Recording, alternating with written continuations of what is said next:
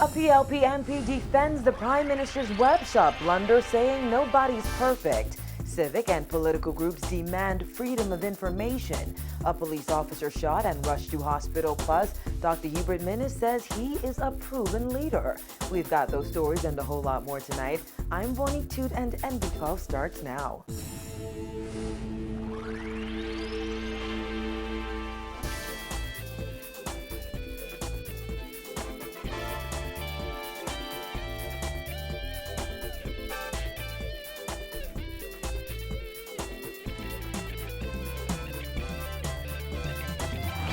Topping news tonight, more than a week after former PLP Cabinet Minister A. Loftus-Roker accused Prime Minister Perry Christie of making a $1 million mistake during last year's gambling referendum. PLP MP V. Alfred Gray put Roker on blast today, suggesting everyone makes mistakes. Gray says he was embarrassed and disappointed by Roker's comments.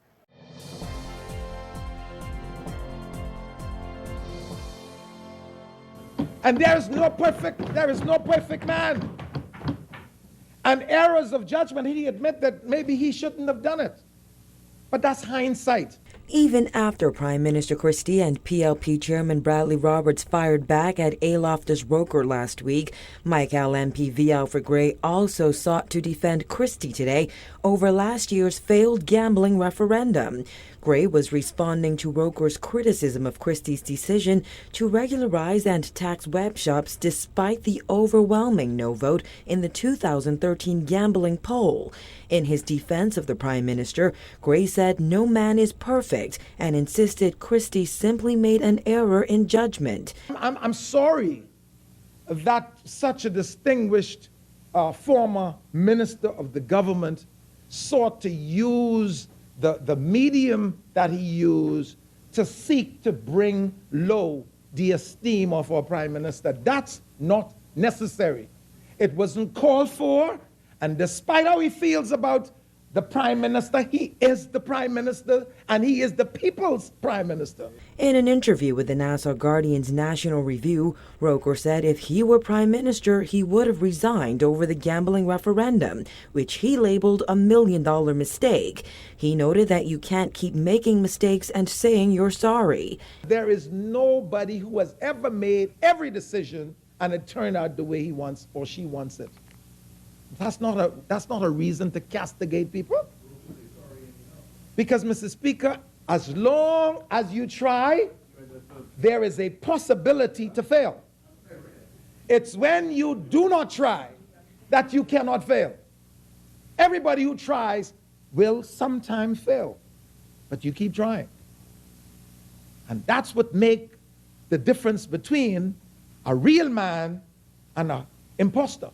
Gray says there is no question Roker has served this country well, but he was embarrassed and disappointed by the former gaming board chairman's comments. He says Roker should be enjoying his twilight years.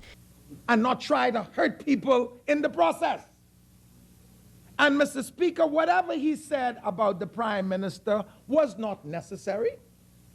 And I guarantee you, if he loved Christie, he would call Christie.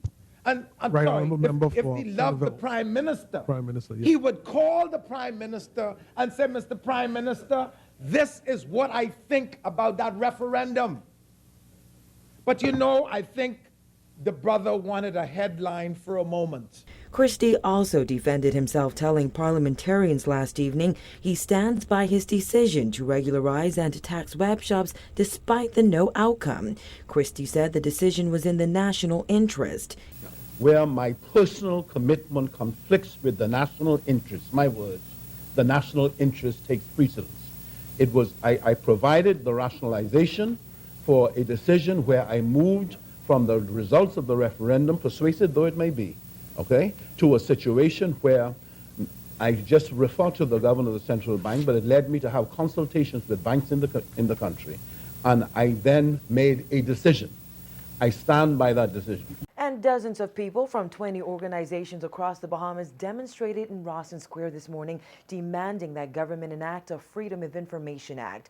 Also at that protest was FNM leader Dr. Hubert Minnis, who explained why it was not enacted under the Ingram administration in 2012, adding that it's now on the party's agenda. Jasmine Brown reports.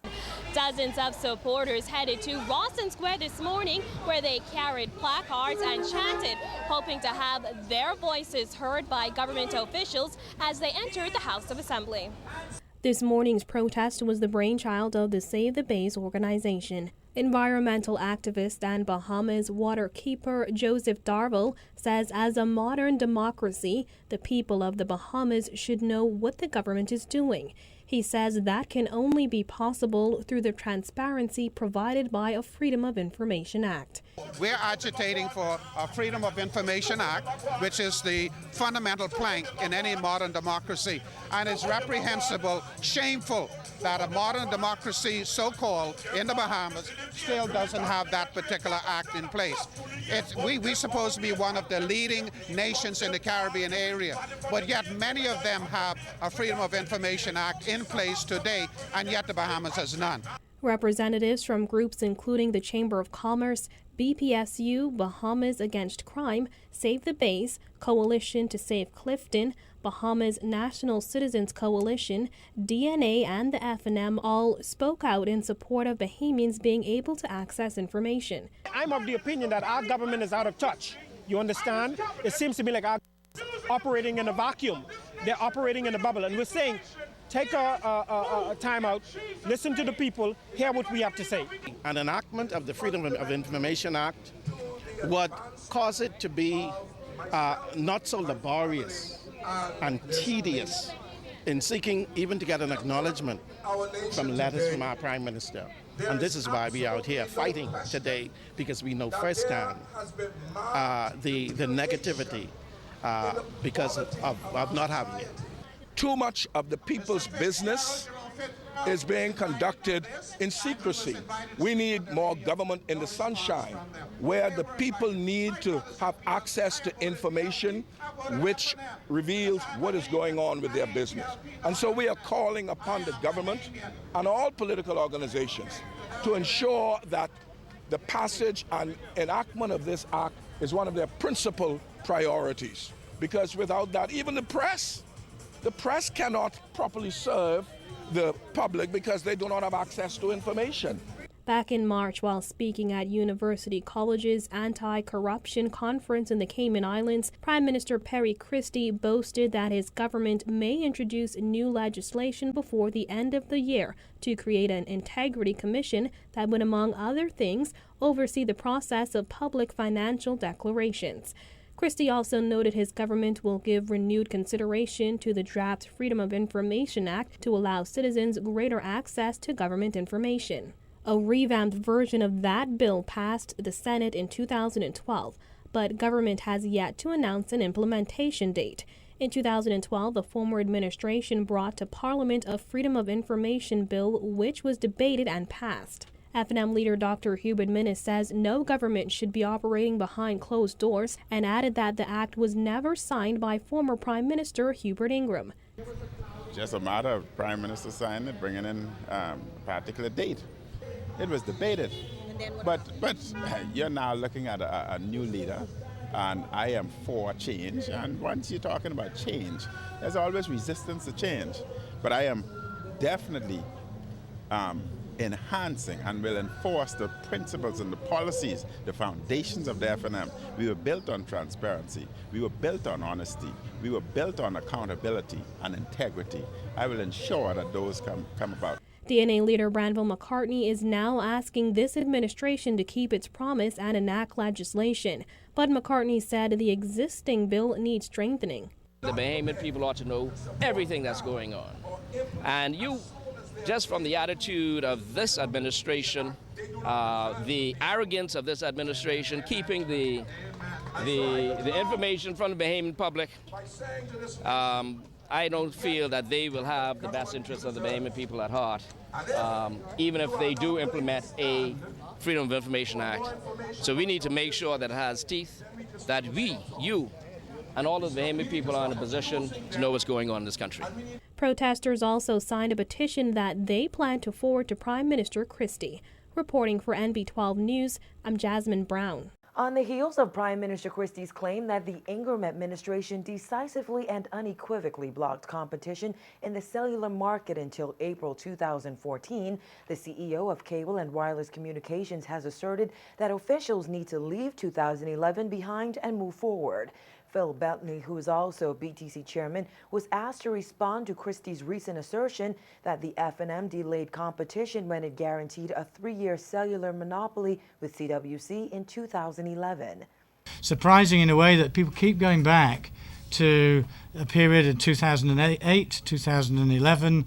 Can we just sort of look forward? Because we are investing some $200 million into the Bahamas over the next 3 years. That's what I'm looking at. I think that's a good news story, and I think we should all get behind what BTC is going to do to improve service and improve telecoms technology here on the islands. CWC's monopoly on the Bahamian cellular market expired in April 2014. During his 2014-2015 budget communication, Christie charged that there was no reasonable possibility for the PLP government to introduce or even start the process to introduce a second mobile operator because of calculated moves taken by the F&M government. However, Bentley said he's not interested in who said what. I mean, look, I joined the company. I joined Cable Wireless on the 1st of January. So I've not got the background of who said what to when to whom back in 2011. What I can tell you absolutely categorically is that a second cellular license will be awarded. Bahamian people will have a choice, and we want the Bahamian people to choose BTC, not because we're the only supplier, but because we're the best supplier, because we've got the best networks with the best value for offer for products for our customers with the best service. And that's all I'm interested in. The Ingram administration sold 51% of BTC shares to CWC in 2011. When NB12 returns, is Dr. Hubert Minnis a proven leader? The Killarney MP says yes, plus a police officer shot. So stay with us. Commonwealth Bank Sun Card, now powered by MasterCard. Sun Card. Commonwealth Bank, uniquely behavior and super convenient. A local bank, local card, local purchase. Accepted wherever you see MasterCard logo. Sun Card. Commonwealth Bank, uniquely behavior and super convenient. Sun Card. From Commonwealth Bank, Sun Card. KFC Nassau's value deals have all your favorites, starting at $2.99. Try a 1-piece chicken and biscuit, our spicy zing sandwich, or our 6-piece spicy bites.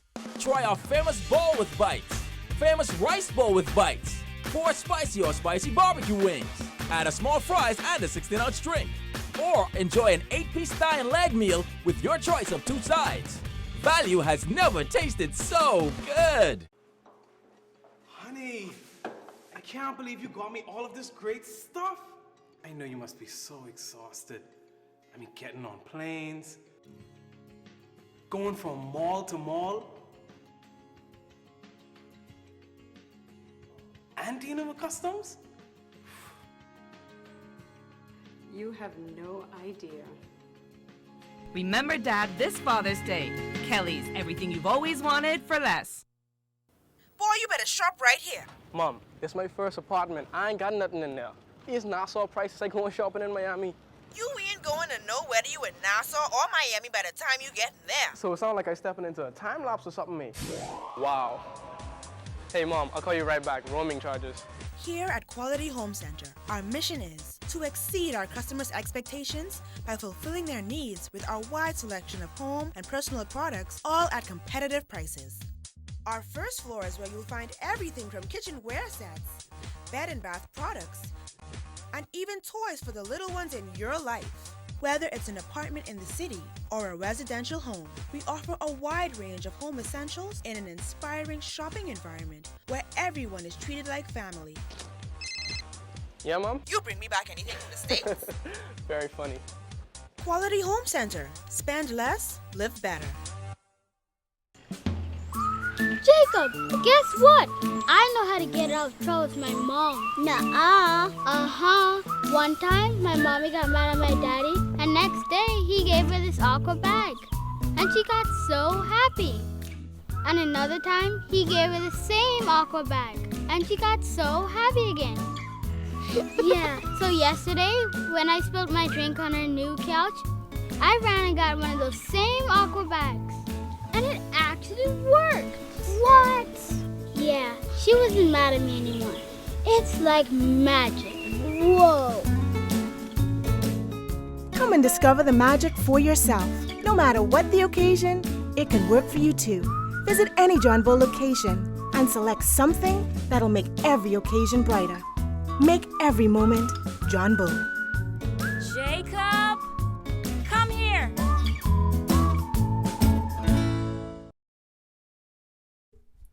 Are you going home to stress? Are you scrambling for money to pay your bills? Well, you aren't alone. 80% of the people around you have less than $1,000 in savings. Fidelity is the only bank rewarding Bahamians for responsible borrowing and healthy saving habits. If you want to get off the treadmill and make a difference to your life, Fidelity's debt consolidation loan has a savings plan which pays 5% interest and has competitive rates and terms. Fidelity, we're good for you. Welcome back. Free National Movement leader Dr. Hubert Minnis has declared that he is a proven leader and suggested he is not concerned about any challenges for his job. Minnis says he is focused on winning the government and taking the party forward. Dana Smith reports. The leader of the opposition is finally breaking his silence in the wake of comments from Deputy Leader Loretta Butler Turner that she is considering running for party leader. Minnis said despite potential threats to his position, he remains focused on his job. He added the F&M is a Democratic party that will always allow its members to speak freely. We are a democratic party. We believe in democracy. Our foundation was based on democratic principles, transparency, honesty, and integrity. We allow individuals to speak freely. I personally remain focused. The party remains focused. We remain focused on winning the government. We remain focused on putting all our nuts and bolts in order. We remain focused on ensuring that after we win the government, we will uplift the Bahamian people, improving the quality of life of Bahamians and improving the conditions of Bahamians. Butler Turner confirmed to our news team last week she is considering running for party leader at the F&M's next convention, and she isn't the only one who has voiced leadership ambitions. Deputy Chairman Dwayne Sands has also said he is considering running. These revelations have only added fuel to long-standing reports of a rift in the party, allegations that Minnis and other members of the F&M have denied. Mike-Hal MP Alfred Gray said it was always obvious to him that Butler Turner wanted to be leader, and he had warned Minnis the undercurrent was there, while party chairman Darren Cash said the F&M is an organization where people who are interested in running can state unequivocally that they have ambitions, unlike the PLP. Minnis today once again downplayed reports of a rift. He said although party members may disagree at times, they still join together and speak as one voice. Listen, in any home, husband and wife sometimes disagrees, and you agree to disagree. But when you come out, you speak with one voice. The F&M is just like any home. We discuss things. We may not agree on everything, but when we come out, we agree on what the matter is. Minnis also noted there have been many criticisms of his leadership. Party insiders have voiced concerns over his performance, namely his failure to provide an alternative to value-added tax and his flip-flopping during the gambling referendum. While Minnis dismissed the critiques as personal attacks, he said he is a proven leader and his track record speaks for itself. There has been many complaints. I don't respond to personal attacks. My leadership quality and ability is there to, it's proven, it's shown. Among his proven accomplishments, Minnis said he reclaimed his Killarney seat in the general election, was headed the OB/GYN department, was named Medical Deputy Chief of Staff, and served as Minister of Health, during which time he said he helped lead the push for new healthcare facilities in the Family Islands and served as chairman of the Commonwealth Heads of Health Ministers. The track record is there to show over and over, and irrespective to the personal tax they place on me. When I speak, those in the middle class, Baintown, Grove, South Beach, etc., those in the middle class and the poverty level, they understand what I'm talking about. They understand what I'm trying to do for them, and they agree with me. So personal tax, I don't respond to. The party leader also dismissed reports that Democratic National Alliance leader Granville McCartney may rejoin with the FNM. Minnis said although all are welcome, there's no truth to those reports. And as for when the FNM will hold a national convention, Minnis said that's a party matter that will be discussed internally. Reporting for NB12, I'm Dana Smith.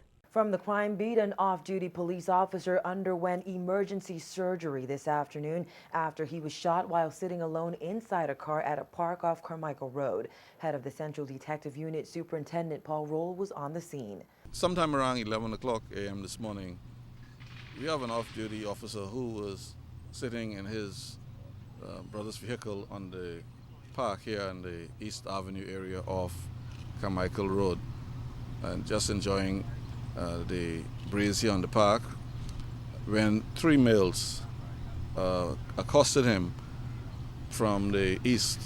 As he saw these men, he was about to get out of the vehicle when one of the persons produced a handgun and discharged several shots in his direction. He was struck to the upper body. He was able to get out of the vehicle and ran to a nearby business establishment where persons were able to assist him to the local clinic just up the street. Roll said it is early in the investigation, but they have reason to believe the 32-year-old officer was not the intended target. It is early in our investigations, but we have reason to believe that he was not the intended target in this shooting incident. Roll did say the vehicle belonged to the victim's brother. Now police are asking anyone with information in this case to contact them at 911, 919, or 328-TIBS. Still to come, 3 Bahamians drafted to Major League Baseball, so stay with us.